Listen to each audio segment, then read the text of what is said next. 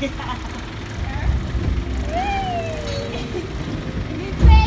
within. Woo! Hi. Hi, baby. Woo!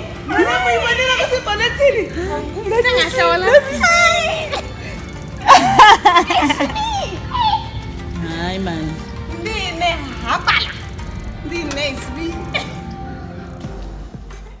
My colleague recently bought her first car and I facilitated almost the entire process. I felt that you guys might learn a thing or two from this case, so we documented the process for you. Some people often say, hey, you can't negotiate the price of a car if you're buying a brand new car. And some say you can't negotiate if you're not buying the car cash, wara wara. So this video is proof that everything is negotiable. You just have to shoot your shot. If they say no, then you'll just take your L and go home. But at least you tried. In this video, I'll be sharing some tips on how to negotiate a good deal when you're buying a car, while sharing my colleague's story at the same time. I've seen some comments from people saying, yeah, you might think you have negotiated a good deal, but the dealership is still making a lot of profit. Guys, the point of negotiating is not to stop dealerships from making profit. You merely just negotiate to save a little bit of cash. Dealerships are a business. They can't operate at a loss. So they will always make money no matter how you negotiate. This is where it all started, and that's not my handwriting, by the way. My colleague came to me with her budget, but she was a bit all over with her numbers, so I had to make the numbers make sense for her, and she was prepared to pay up to 225,000 rands for her car. Her options were Swift, Baleno, and i10. The i10 was just there for vibes. It's like when you're applying Komedunza and you put pharmacy as your first choice, nursing as second choice, and BSc at number 3, but you're not really into it. Our friend here was inspired by the journey Mamaga Snowy and my Baleno. I once drove the Swift to work, and my colleague here really liked the car. Before the Swift, she wanted a Picanto with a sunroof. Basadi.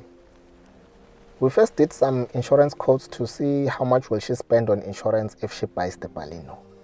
The offers were ranging between 1,800 and 1,900, since she's a new driver and her license is less than a month old. The Baleno got a red card because it was going to cost her a bit more to insure it. For the Swift GL, the lowest premium offered was 1,498 rands with an excess of 5,000 rands, and the insurance has cashback benefits for good driving. We got this offer from ABSA Activate. Other insurers wanted more. Even Naked Insurance offered a premium of around 1,800 with an excess of 5,000 rands for a Swift GL, and that's kind of ridiculous. So she decided to go with the Swift GL and the ABSA Activate insurance.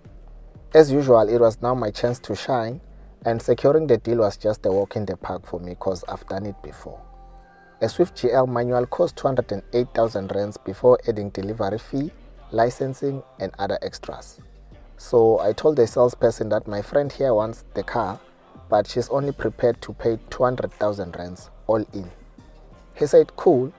We can give you the car for 200,000 rands with smash and grab, and we won't charge for delivery and the metallic paint, but your friend has to pay 1,400 for licensing and registration, so the total cost will be 201,400. We took the deal. If you buy the car without negotiating, you pay the 208,000 rands plus 5,000 for delivery, plus 3.5 for metallic paint, plus 2.5 for the smash and grab, plus 1.4 for licensing, and that takes the total to 220,400. So my colleague here saved a whole 19,000 rands. We'll get to negotiation tips, but let's first talk about financing and interest rates. And yes, the car is financed. Our friend here is banking with Nedbank, and she has a young professionals account, which gives her access to a private banker. So the dealership drafted a quotation for us, and Porsche sent it to her banker to do the finance application for her. Nedbank offered an interest rate of prime minus 0.15%, because those are some of the benefits of having a young professionals account. They don't really care much about credit scores and whatnot.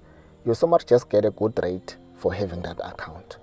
That's why the interest rate on my colleague's car loan is 8.85%, which is 0.15% less than prime. Now let's talk negotiation tips. Number 1, don't mention whether you are buying the car cash or you are financing it. Your aim is to pay less than the MSRP.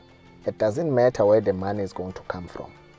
Number 2, don't rush, and you must always be ready to walk away if you don't get what you want. That's why it's very important to have options. You can't just be obsessed with the Bajaj, because if the Bajaj people refuse to negotiate, you'll be forced to pay full price because you are madly in love with the car. If you have options, it's extremely easy to walk away if you don't get what you want. Number 3, if you are trading in your old car, you must first negotiate the price of the car you want to buy first, and only mention the issue of trade-in after you have secured the price you want to pay for the car. If you mention you are trading in your old car at the beginning, it would be extremely difficult for you to negotiate the two transactions simultaneously, because you would be selling your old car and buying a new one, and that's two transactions, not one. But people tend to think it's just one process. Number 4, don't mention how much you are willing to pay per month. Just focus on reducing the total purchase price. Number 5, if you are smart, you can also use the color of the car to lower the price a bit. Let's say you want a Polo Life DSG and the dealership only has a white one in stock. You can just somewhere say you want the car so bad, but you specifically want it in blue. But you can take the white one if they give you a discount. You'll thank me later. Number 6, avoid buying a car at the beginning of the month. You have to hit them towards the end of the month when they are panicking to reach their sales target. They will literally beg you and do everything in their power to make sure they sell you a car. Number 7, negotiate deals from different dealerships and use the offers you get to make the dealerships outbid each other. You can negotiate a deal on a car you don't even want, then use that offer to push another dealership to give you a good deal on the car you really want. Let's say you want a 100 grand i10. You must go to Suzuki and try to negotiate a good deal on a Swift, then use that Swift deal to push Hyundai to give you a similar offer on a Grand i10. Then tell them if they can't beat the Suzuki deal, you're going to buy a Swift. You'll see magic.